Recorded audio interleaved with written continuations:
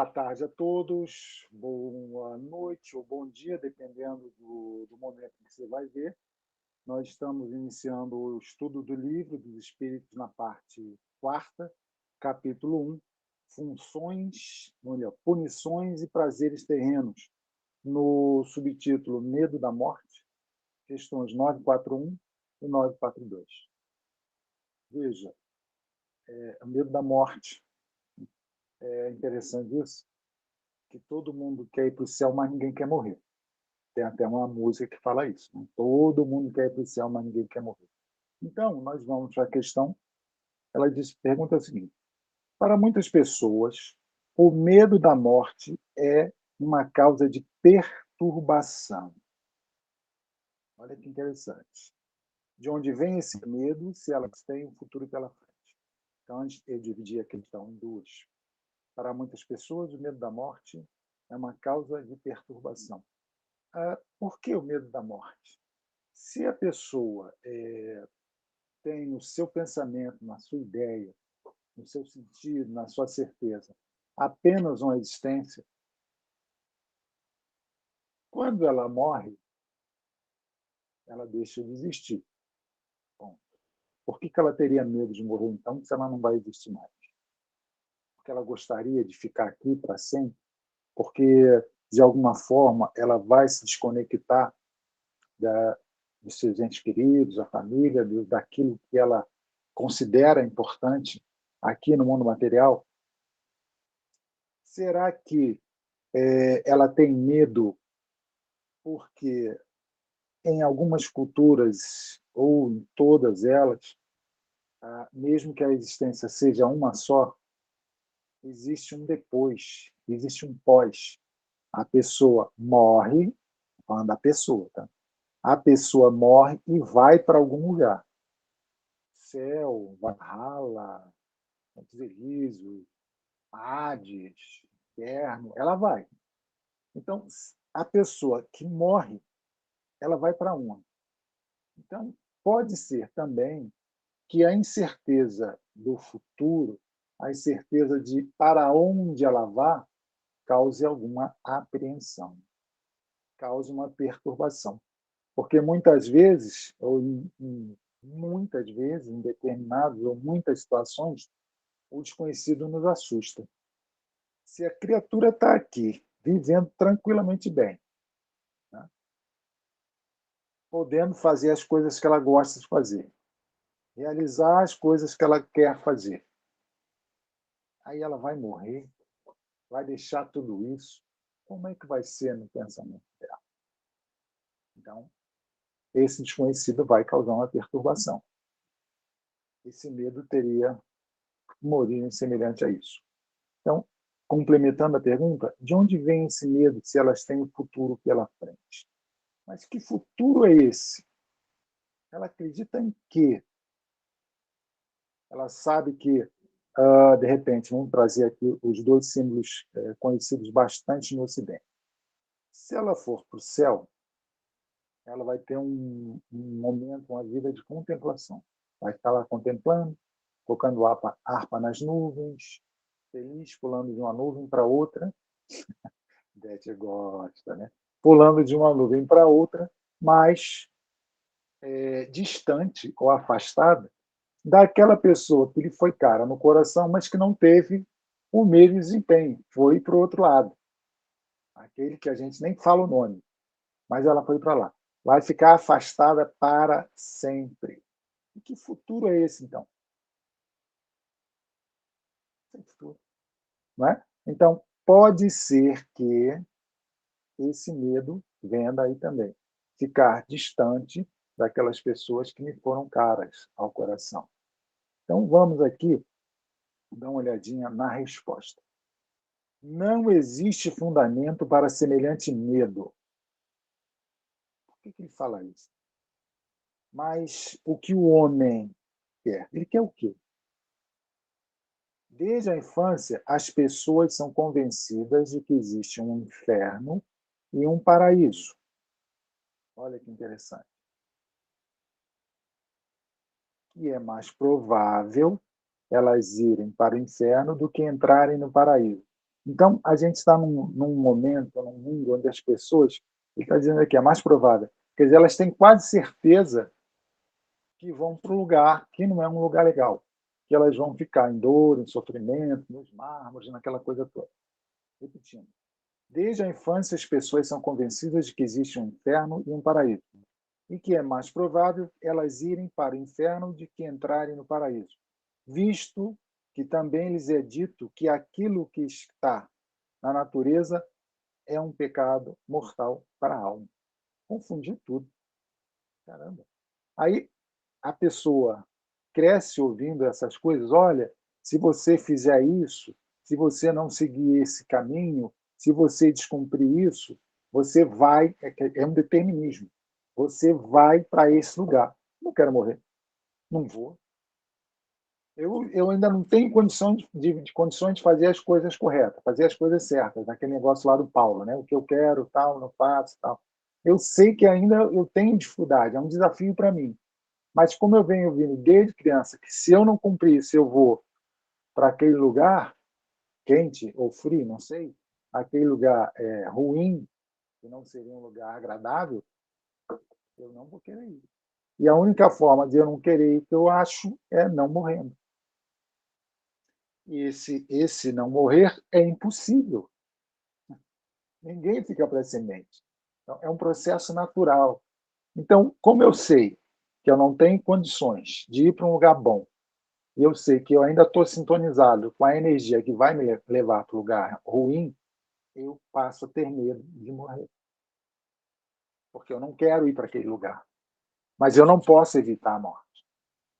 Então, eu fico nessa perturbação, nessa confusão, passo a viver de uma forma entristecida, muitas vezes com a perturbação em todos os setores da vida. Passo a ser uma pessoa arredia, uma pessoa distante.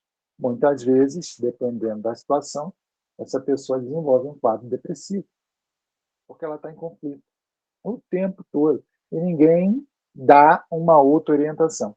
E aí que entra a doutrina, explicando, pegando lá aquela frase, aquele dito, aquele axioma, cada um de acordo com as suas obras. Certo? O que você plantar, você colhe. Continuando aqui. Ó. Assim, quando esses homens e mulheres se tornam adultos, se tem um mínimo de discernimento, não aceitam tamanho absurdo e se tornam ateus ou materialistas. Uma das saídas é essa aqui, ó, se tornar ateu ou materialista. Eu desconsidero esse conceito, eu desconsidero essa informação. Se eu não aceitar isso, se eu negar essa informação, eu me salvo desse destino, dessa predestinação ruim. Então, eu me torno materialista, ateu. Eu não acredito nisso. Acabou.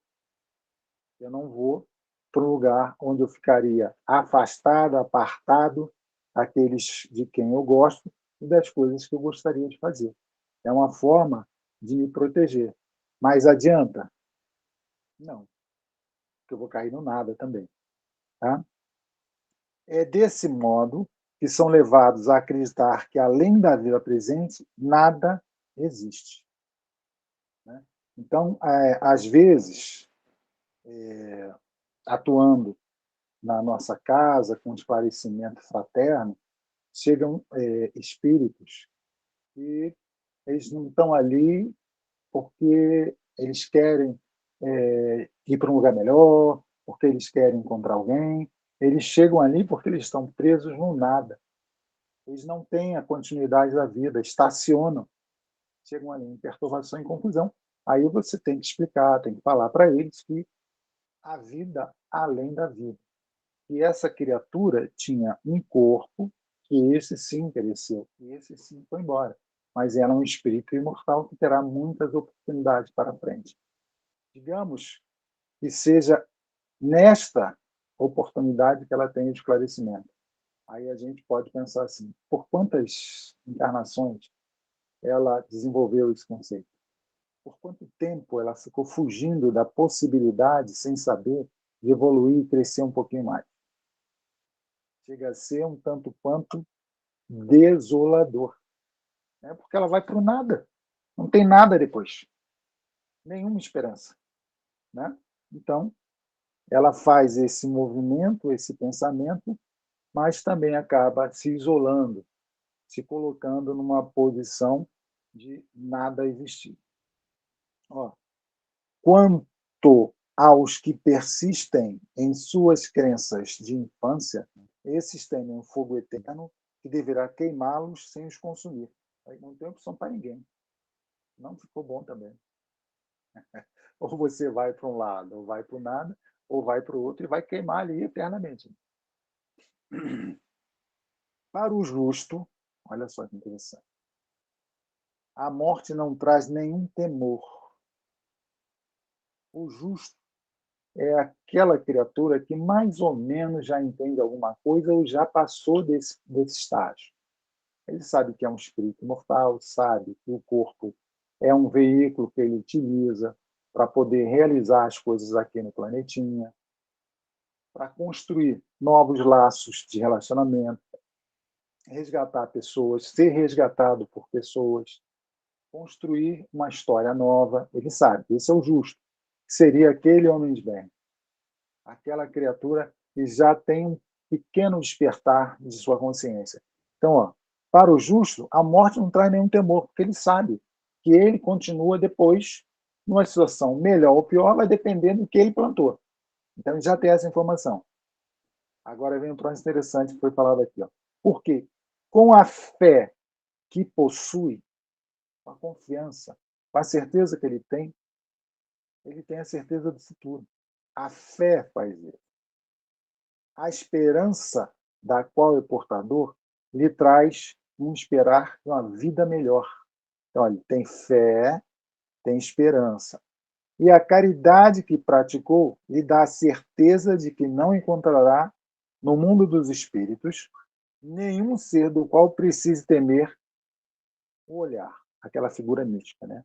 Então, a criatura que já atingiu de alguma forma um patamar de consciência um pouquinho melhor, ele traz a fé, traz a esperança e traz a caridade, que a gente pode colocar aqui só para ficar junto do que foi falado antes nas cartas de Paulo, a gente pode colocar o amor aqui.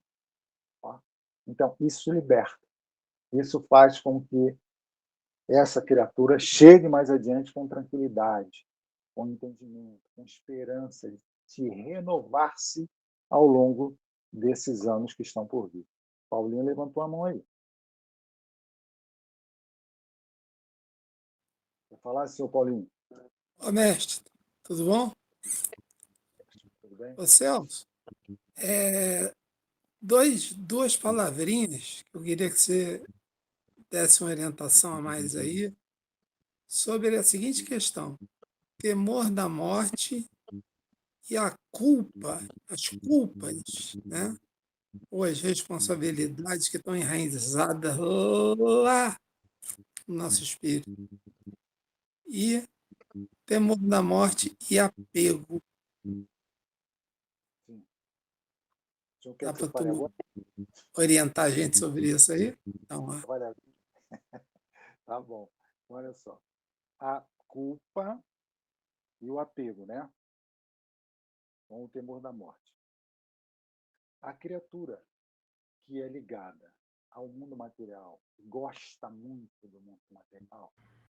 Então, o apego ao mundo material, que é extremamente sedutor, que não sei o quê, letreiros luminosos, a gente pensa em ganhar na Mega Sena, na Quina de São João, na Mega da Virada, para continuar aqui nas benesses do mundo material.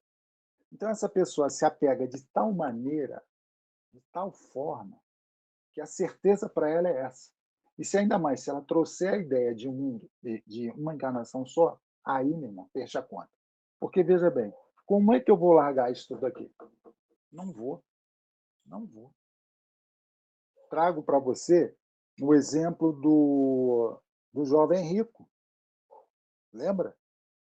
Mestre, eu já fiz tudo, pago o dízimo, atravesso velhinha na rua, pego criancinha no colo, faço tudo. Jesus, então tá. Você faz tudo? Quer seguir comigo? Quero. Então larga tudo que você tem e vem comigo. Espera aí. Aí não. Aí eu não vou. porque eu estou apegado a isso tudo. Apesar de eu ser supostamente uma pessoa caridosa, que faz tudo, uma pessoa boa, eu ainda estou atrelado às minhas necessidades de um mundo material que me satisfaz. Eu vou ter dificuldade. Eu não vou querer largar isso. E se por acaso desencarnar antes do previsto, ou desencarnar simplesmente, essa criatura fica pegada aqui. Ela vira fantasminha aqui. Tá? Vai ficar colada aqui. Beleza? Rapidamente. E a culpa? Nós somos espíritos imortais. Nós trazemos de outras encarnações, de outras existências, débitos, pendências, coisas que precisamos reparar em nós.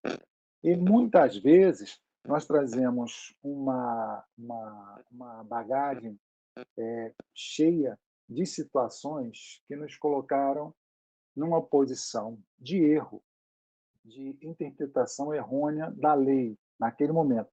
Quando nós chegamos no mundo espiritual, a nossa consciência é ampliada pelos mentores, aqueles que estão nos assistindo, nos acolhendo, e nós percebemos as besteiras que fizemos com o tesouro que nos colocaram nas nossas mãos, as moedas. Em vez de multiplicarmos o talento, nós enterramos o talento. Chegando lá, aí, naturalmente, a gente vai ter que reencarnar de novo. Aí não tem jeito. Né? A gente ainda não tem as asas que o Vidal estava falando. A gente vai ter que reencarnar. Quando a gente reencarna, sabe, síndrome do nosso lar, assim, síndrome do nosso lar, está tudo bem. Né? Quando a gente reencarna, a gente traz na nossa bagagem essa percepção que a gente teve, e foi muito bem explicada pelos mentores, aquela coisa toda, a gente aprendeu que vacilou em alguma coisa, volta. E traz, quando chega aqui na matéria, isso fica pulsando no nosso inconsciente. Vem a culpa, o arrependimento, o remorso de não ter feito o que deveria ter sido feito numa oportunidade anterior, em outras oportunidades. Isso fica de uma forma inconsciente, fica uma latência ali. Aí, quando eu vou percebendo que eu não vou ficar aqui para sempre, né? Eu vou ter que fazer as coisas direito dessa vez. Mas o mundo material é sedutor, certo? E eu não consigo fazer. Isso vai pesar para mim, vai pesar muito. Então, eu vou, de todas as formas, tentar evitar isso e um medo grande de retornar e ter feito da mesma maneira, ou não ter seguido a orientação dos mentores que lá estavam, que me deram mais uma chance, pela misericórdia divina, pelo processo reencarnatório, não me deram mais uma chance para eu jogar fora, mas uma chance para que eu pudesse me reestruturar. Não é com ninguém, não. Eu comigo mesmo, eu e eu. Então, quando eu vejo que não foi, não consegui, eu sinto um arrastamento irresistível que vai me levar para aquele remorso que me corrói, para a culpa. Como se eu tivesse sido responsável. Entendendo esse lápis aqui, né? Esse lápis meu, eu peguei emprestado, eu quebrei o lápis. Cara, eu tenho que reparar, eu tenho que devolver esse lápis inteiro. E então eu fico remoendo aquilo. E aquilo me consome. A mesma coisa, paralelamente falando, é isso aqui. Então nós temos situações que poderão trazer para nós a culpabilidade. Mas eu quero colocar uma outra história também. Muitas vezes, o medo da morte está relacionado também a dívidas, débitos, quitações anteriores. Numa encarnação qualquer, ou numa outra lá, ou em 2 ou 20, sei lá, nós já tivemos um, talvez nós tenhamos prejudicado alguém. Talvez tenhamos prejudicado alguém. E esse alguém cobra. Esse alguém está do outro lado, cobra. Quando a gente dorme, você tem essa noção, né? A gente dorme, a gente sai do corpo físico. Isso é um mecanismo, é como respirar. Todo mundo faz isso. Mesmo que não lembre. Ah, mas eu não me lembro. Mas sai. Certo? Então, quando a gente sai, a gente encontra esses cobradores, esses que de alguma forma nós prejudicamos. No que saiu, você volta correndo para o corpo, apavorado com as cobranças. Você dorme de novo, o processo se repete. Acaba desenvolvendo uma dificuldade para dormir, uma insônia, um medo. Tem sonhos que são pesadelos, que são pavorosos, se criaturas terríveis me perseguindo e que não sei o que e tal, tal, tal. Essa pessoa vai desenvolver um medo de morrer. Então, são processos que estão interligados o tempo todo, porque nós não somos um espírito com uma encarnação só. Né? Nós temos diversas, e muitos acertos e muitos erros. Então, o apego e a culpa estão atreladas às interpretações errôneas que nós fizemos numa encarnação qualquer. Se não houver desequilíbrio, se não houver perturbação nessa jornada, a gente já está aqui, ó, na situação do justo, que nada vai fazer com que ele não deseje mais uma vez, olha, veja bem, ele não deseja, mas ele sabe que ao cumprir o período dele aqui de 50, 100, 80 anos, pelo caminhar dele, pela trajetória dele, ele sabe que vai retornar para a pátria espiritual como um vencedor, porque não é a primeira vez que isso acontece. Ele tem no seu veículo consciencial essa certeza, mesmo que ele não expresse. Mas ele sabe que tem alguma coisa ali dentro que ele traz que permite que ele tenha tranquilidade para fazer as coisas que ele tem que fazer com confiança, fé, esperança e caridade. Dessa forma, ele vai bem. Olha, o estudo é participativo. Cecília não quer falar nada, não? Quer levantar a mãozinha, Cecília? Provocando ela. Não? Tá bom. Celso, deixa eu aproveitar e te O que você perguntar quer uma que eu coisa. fale, Celso? O que você quer que eu fale? Que eu digo que eu não Nada. tenho medo da morte? Que se ela Não, bater não. a minha porta, eu não me sinto justa, como você explicou. Mas eu digo para você, e você já sabe disso, que se ela bater aqui na porta e disser assim, vamos, eu tô dando o braço para ela e tô indo. Então, eu não sei como é que você vai explicar a minha pessoa aí dentro do seu estudo, entendeu? Estou Mesmo porque, esperando. mesmo porque, caríssima Cecília, se ela bater na sua porta, não foi o GPS que levou ela errada aí. Não foi o correio eletrônico que enganou. Então, ela chega na hora certa. Sabe aquela Então, piadinha? Sabe aquela piadinha do cara que a morte avisa ele, ó, se prepara que eu vou te levar, venho aqui amanhã, sei lá, semana que vem, tem várias versões. Eu vou levar você. Aí o sim, cara, meu Deus, e agora? Aí o que ele faz? Ele foge para uma outra cidade. Estou dando essa versão, tá? Ele foge para sim. outra cidade, muda o perfil, vai lá no Pitangui, troca tudo e tal. Aí a morte chega na. Pô, cadê o cara? Meu Deus. Tudo bem, não vou perder tempo, eu tenho que bater minha meta. Vou lá na outra cidade, que de repente pode ter alguém. Aí ele chega lá, olha, olha, olha, caramba, tá difícil completar minha meta, caramba, meu salário não vai ficar completo. Mas ele, inspirado, olha para uma criatura que está ali no canto e fala: aquele ali eu vou levar. Eu não sei porquê, mas eu vou levar. E leva o cara certo na hora certa. Então, se bater na sua porta, tá tranquilo, Cecília, chegou a sua hora. Eu vou lembrar Tá de bom. você nos melhores Vou momentos, tá? ficar, tô aqui feliz esperando por ela, porque até lá Não tem, eu vou não fazendo o tenha, que eu tenho que fazer, isso, não tenha do meu pressa. jeitinho, sem Deixa, pressa. deixa o tempo correr naturalmente, ó.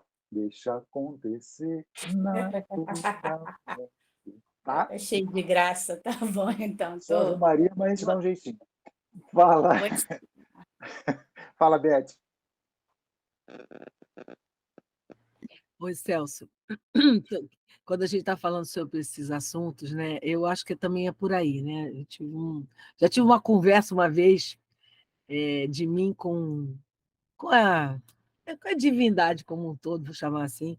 Falei, cara, eu estava ruim.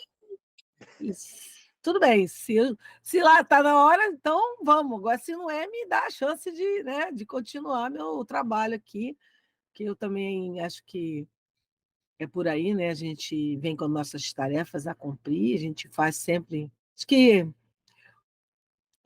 Pelo menos para mim, o estar preparado para ir a qualquer momento, porque é difícil vocês pensar assim, pô, amanhã não estou aqui, eu não quero nem pensar nesse trem aí, porque eu vou dizer assim, não, amiga, não quero ir não, dá para esticar meu tempo, faz um pouco. Não, está na hora, então tudo bem, se está na hora a gente vai. Mas é que a gente tem que viver todos os momentos, eu não quero dizer viver cada dia, porque viver cada dia parece que é cada dia, né? Ah, hoje eu vou fazer. Não, é viver com certeza está fazendo o melhor, né? De estar tendo. Como é que o pessoal gosta de falar? Essa é a nossa melhor encarnação. Eu via isso direto lá dos nossos instrutores lá na casa, né?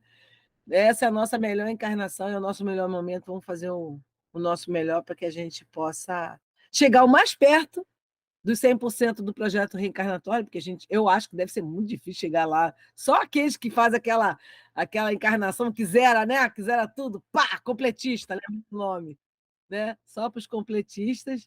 Eu estou longe dessa perfeição, muito pelo contrário, me coloco à disposição para fazer o que eu preciso para cumprir o meu projeto reencarnatório e passa pelos outros. Eu sempre falo isso, porque eu acho que o meu crescimento passa pelos outros, né? Por ajudar os outros, por exercer aquele. A gente fala tanto de amor, né? Amor é uma palavra muito geral, mas que a gente pode expandir isso pelo cuidar, ajudar, qualquer coisa. É você exercer, né, o seu melhor papel. E aí, quando você estava falando ali de não estar preparado e tal, isso me lembra muito as questões das crenças limitantes, né?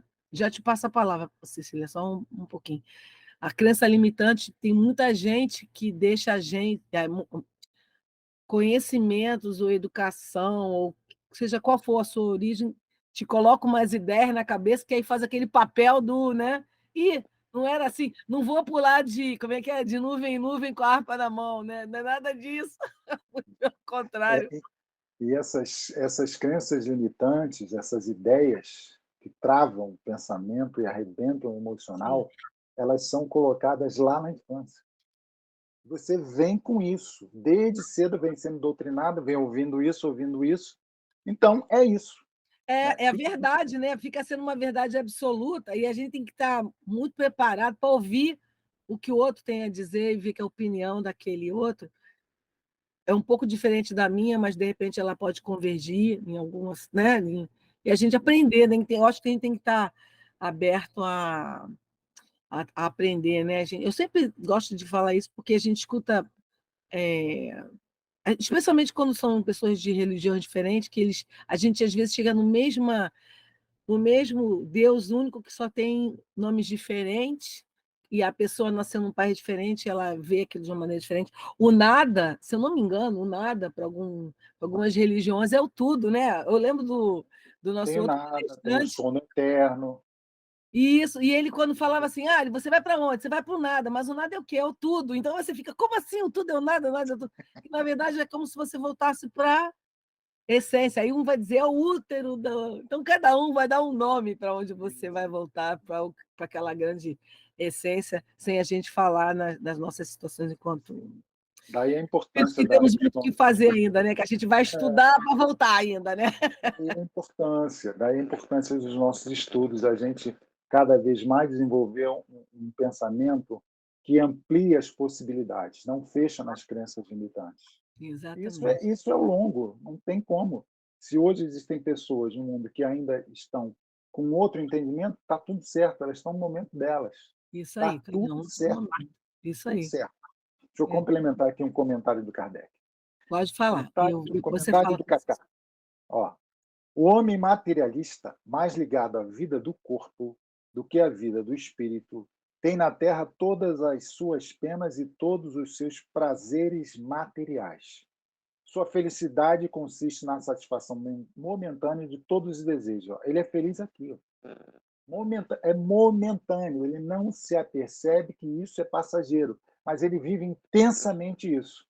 Posto que chama. Então, durou, está ótimo. Né? Sua alma, constantemente preocupada e angustiada pelas dificuldades da vida, encontra-se num estado de ansiedade e de tortura sem fim. Olha isso. A morte o assusta porque ele duvida do futuro, ou seja, não acredita, né? Acredita que deixará a Terra e na Terra todas as suas afeições e esperanças. O homem moral ou seja, o justo, o homem de bem, que se elevou acima das necessidades artificiais criadas pelas paixões, superou as crenças limitantes, experimenta já aqui na Terra os prazeres que o homem materialista desconhece. O cara consegue viver tranquilamente aproveitando esse mundão que é bonitão, que é uma casa maravilhosa, que está aí nos servindo de uma morada muito boa, mas apegado às questões que são materiais, a gente não consegue ver isso. Mas vamos lá. A moderação dos desejos dá ao seu espírito a calma e a serenidade. Ó, estou querendo chegar aqui, tá? Feliz pelo bem que faz, para ele não existem decepções. E as contrariedades passam por sua alma sem deixar nenhuma impressão dolorosa. Tinha que ser, era isso mesmo. Vou seguir adiante. Tudo passa. Foi o que a Norminha falou lá no final da sua meditação. Tudo passa. O homem justo, o homem de bem, ele chega nesse ponto. O outro não, fica desesperado. Caramba, perdi. Nossa, cadê? Aí entra num círculo vicioso. Cecília, já já você fala, tá? Tô sabendo. Vou na 942 para a gente ter a margem de segurança. Tá? Será que algumas pessoas não acharão esses conselhos para serem felizes na Terra um tanto banais? Olha a pergunta aqui, olha, feliz na Terra. Como assim, amigo? A felicidade não é desse mundo. Você tem felicidades, traços, momentos. Tem felicidades, concurso, o Fluminense, quando ganha o Paulinho, fica feliz. São momentos de felicidade, mas não é a felicidade. Transcende. Nós vivemos num planeta de provas e expiações. Nós estamos passando por um problema, por um desafio enorme no Rio Grande do Sul. Nem vou falar nem dos países que estão fora daqui, da nossa esfera territorial. Mas aqui, como é que a gente vai ser feliz? Não vai, a gente faz parte da mesma família, é família humana. Quando tiver alguém da família humana em sofrimento, eu também estou. E agora? Nós temos momentos de felicidade. Foi momento de felicidade para essas pessoas, olha o que eu vou dizer, retornar a possibilidade, a esperança de continuar as suas vidas, contrariando aquela situação de água até o teto. A água baixou, cara, poxa, tá, acho que vai dar certo, acho que a gente vai conseguir. Isso é um pequeno momento de felicidade, certo? Mas a plena não é desse, a gente tem que evoluir mais. Vamos lá. Será que não verão nesses conselhos, verdades repetidas? Não dirão que o segredo para ser feliz consiste em cada um saber suportar sua própria infelicidade? Como assim? A própria infelicidade. É meio contraditório, né? A infelicidade não é deste mundo. Nós temos provas e expiações, momentos que nos testam a cada instante, a cada momento, desafios que são propiciados pela nossa própria consciência ao retornar à pátria espiritual e perceber o que precisa ser feito, o que a gente tem que fazer, certo? Então, quando a gente não tem a consciência do justo, tudo que acontece de contrário é uma infelicidade. Aí eu passo a reclamar, estou reclamando, mas isso, né? Porque eu ainda não consegui dilatar minha percepção que eu estou numa possibilidade, um planeta escola, que vai me permitir alcançar uma visão maior e sobrepor-se às pequenas, vou colocar pequenas, às pequenas dificuldades que parecem impedir a minha felicidade. Porque a nossa visão é curta. E, na realidade, todas essas pequenas barreiras, todos esses pequenos impedimentos são oportunidades de crescimento, são oportunidades de refazimento. Mas cada um de nós, ainda atrelado às coisas da matéria, uns mais, outros menos, qualquer perda nesse sentido é significativa. E aí nós nos recolhemos como crianças insatisfeitas e birrentas, reclamando, fazendo carão e beicinho, porque, entendeu? Eu estou elevando aqui a nossa questão. Tá? Eu sei que cada um de nós é cada um. Né? Você fala isso porque você não está vivendo o que eu estou vivendo. Calma. Cada um de nós colhe de acordo com o que plantou. Tá certo? Nenhuma dor é maior do que a outra. Nenhum sofrimento é maior do que a outra. Nenhuma tristeza é maior do que a outra. Tudo tem a medida certa para aquela pessoa, para aquele grupo, para aquela comunidade. Nada é por acaso. Se não for assim, a justiça divina tem alguma coisa errada aí. Se não for assim, não existe essa justiça que é boa, que nos ampara. Tá certo? Acho que eu me estendi. Aí, ó, resposta.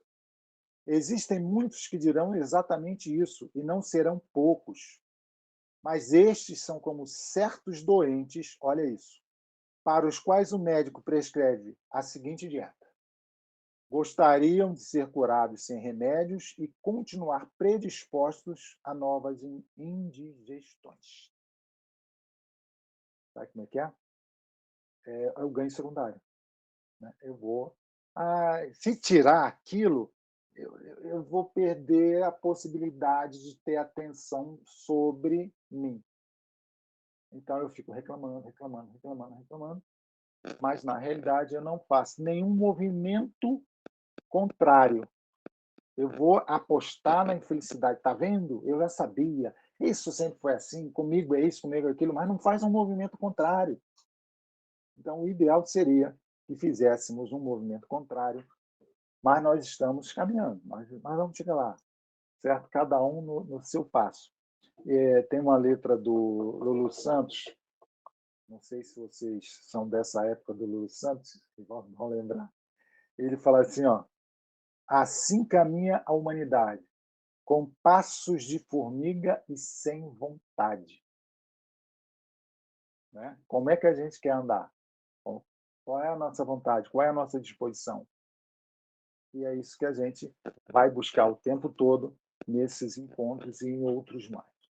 Deixar o corpo físico é só deixar de ser visto pela maioria, que não tem instrumento de evidência. Só isso.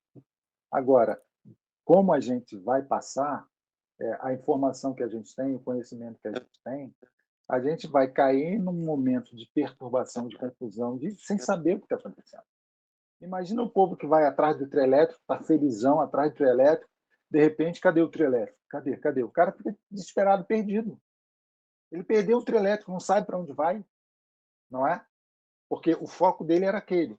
Agora, o cara que vai atrás do trio elétrico e também estuda um pouquinho, procura ver, ele vai parar num ponto de ônibus, vai fazer uma pergunta, a pessoa não vai responder, ele vai no outro também não responde, aí ele, opa, tem alguma coisa errada aqui. Isso vai dar para ele uma intenção de pode ter acontecido alguma coisa, porque ele já traz um conhecimento. Tá certo? É isso. Sem mais delongas, já estamos quase no final do horário, para sair para os nossos dirigentes. Graças a Deus, obrigado por tudo.